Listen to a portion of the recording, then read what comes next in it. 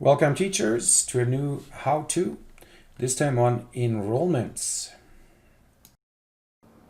To verify and manage enrollments in your Moodle shell, click on Participants.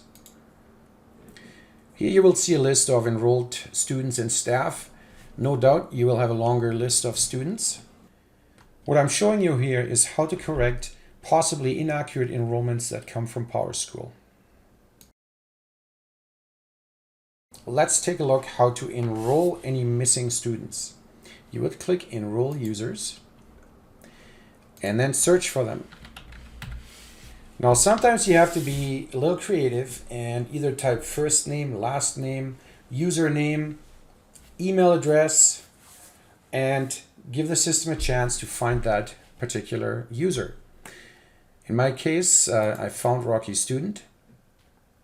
I could add more students right now, but I'm choosing to just add one.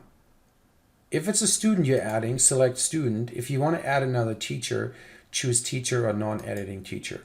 Now we're going to click enroll, and this student is now enrolled in this Moodle shell.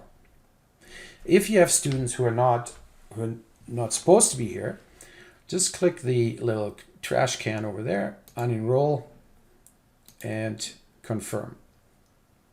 So that's manual enrollment. You can also have students self-enroll, and that might be a good strategy to get lots of students in quickly. So under the gear, we're going to click enrollment methods. And here we're adding self-enrollment. You can choose to give that self-enrollment method a password, or just leave it as is.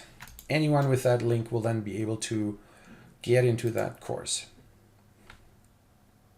What you would need to do is copy the URL of your course, give it to your students, and they would enroll themselves into this course.